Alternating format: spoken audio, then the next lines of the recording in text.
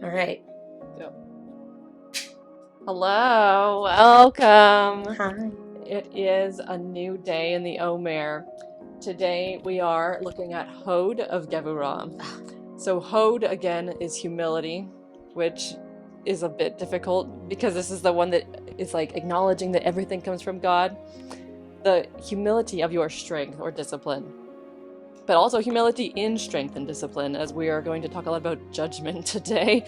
Let's go. So let me ask you, am I arrogant or are you arrogant in the name of justice? What I consider as just. I think that I have the tendency to go there. I think everyone does. I try not to. I try to be aware. And the thing that helps me most is to recognize that if I'm working towards justice, it's not my own, right? Like, it's not about me. I need to be speaking to the people that I'm trying to make the world more just for. And when I'm trying to make the world more just for people with whom I identify, right? Like the disability community, the Jewish community, those things, I need to make sure that I'm incorporating perspectives that are not mine. Because if I'm only focused on what I believe to be justice, that's not always justice. Sometimes that's just pride. So I try to be. I definitely have the tendency to go places. And the other sort of barometer that I use is if I was wrong, if my fight for justice was wrong, would anybody be harmed by the way I'm going about my fight for justice? And if they would, then I need to make sure I'm entirely right and I don't pursue that path. Or if they wouldn't, then I'm allowed to make more mistakes. Because if all I'm asking for is, say, a ramp instead of stairs, it doesn't hurt anybody. No, and there's Right? like research to show that it helps everybody, even Right. people that use or can use stairs. But if I'm, advocating for something more stringent and that harms people, like, I'm never going to say, like, somebody should die for that, right? Like, I'm never going to say my life is more valuable than somebody else's life. Like, I know the paper straw thing, like when people move to paper straws, I had some friend of mine complain about, well, plastic straws work better for my child because of this and that disability, and there it's kind of difficult because I'm like, well, it's better for the environment, the paper straws, and that's better for everyone globally instead of just your kids. So like in that case, there needs to be some sort of balance. Yeah. Like, you can't ban the straws you entirely. can bring your own straw. But exactly, Yeah. we need to make it accessible for people who need the plastic straws to have them.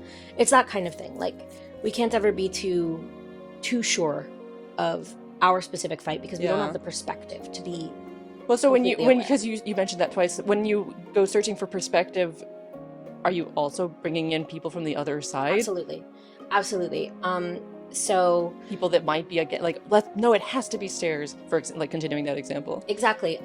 So one of the ones that I often encounter is the service dog community and the way people respond in the service dog community. And I think of business owners, and I think of business owners who are dealing with things from service dog owners who may not have legitimate service dogs, right? And while I'm sitting here going, like, my dog is legitimate, I know everything is legitimate, I'm doing everything right, there are people who are abusing that to take advantage of, these people. That's why we can't have nice things. Right. So I think very clearly about all of those things, and I make sure that I deliver the tools for the other side to be able to advocate for themselves as well.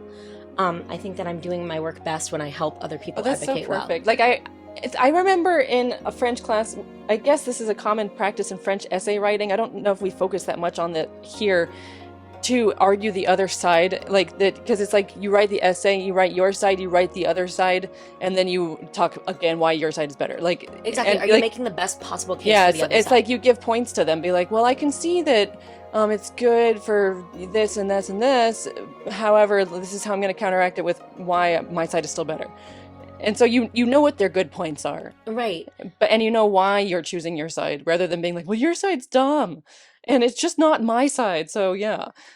Yeah, that's something that I definitely see lacking in the current world. Like, I see it in academia, but I see it done snootily in academia. Like, I see people really still make, really bad arguments for the other side.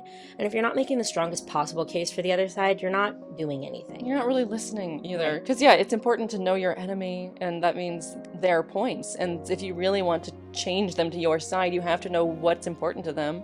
Right. And so that involves not judging them. It just you're hoping to show them a better way one day. Yeah. Am I arrogant in the name of justice? Yeah, I think I can be sometimes, but that's interesting because you talked more about like the community thing. Like for me, I don't know, what's something I care more about? I guess no, I sort of go towards like overall like education things or environment and stuff. There's not too much that I focus on for myself. It would only be like, again, like I always use cutoff in traffic as an example, but like Right. that's then it's, and I'm not gonna do anything about that. I'm not gonna catch up to that person, but I'll just feel happy when we're stopped at the same stoplight. It's like, wow, you did so good. You got so far ahead of me. And so You get like a little bit of that, like, yeah, like justice was served and I didn't have to do anything. Do I ever think that I sit on a higher pedestal and bestow judgment on my subjects below, children, students, anything like that?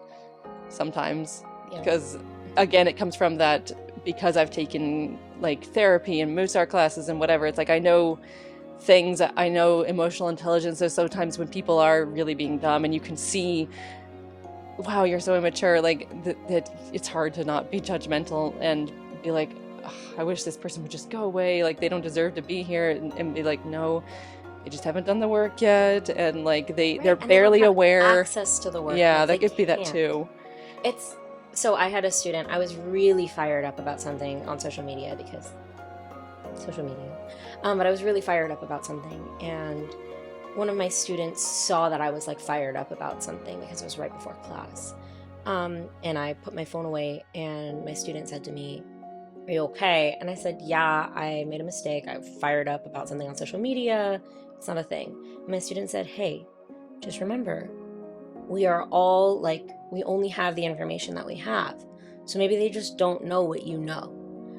And I went, How old was this "Oh child? my gosh, she's almost 13." Oh.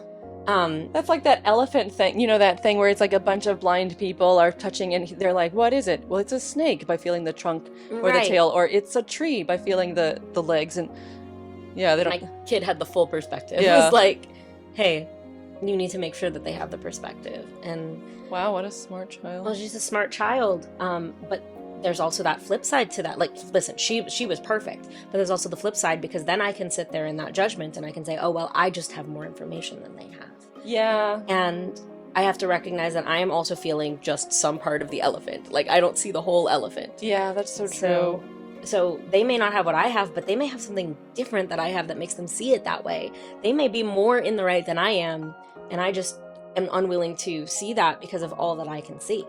So yeah, we don't have humility and strength. Yeah, it's like you know a lot, but right. You do have to hold back that discipline, or I don't know, that whatever, that judgment. Hold back your strength, your full vehemence, and be like, no, I don't have all the information, or not enough. I have a lot, but I don't have enough. So that's what that is. For me, yeah, we talked about that already. I already answered the question. Let's look at the exercise. Ooh, exercise. There's not that many other questions.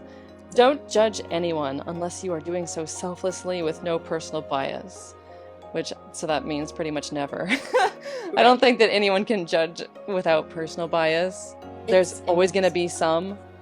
Like, those studies all the time where they're like, choose the first one that you think is a reputable human or whatever, and you choose, like, you have to choose between two things quickly. Oh, and like those implicit bias studies, it's kind of sad, but it's true. And Can I add something to this one, this exercise? Yeah.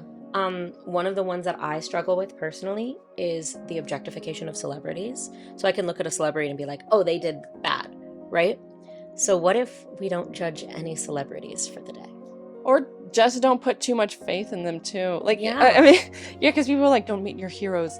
But it's like, because they're humans too. Like, people were so mad at Miley Cyrus for becoming an adult, essentially, and taking control of her own life and doing what she wanted to do, even if it was, like, risque looking.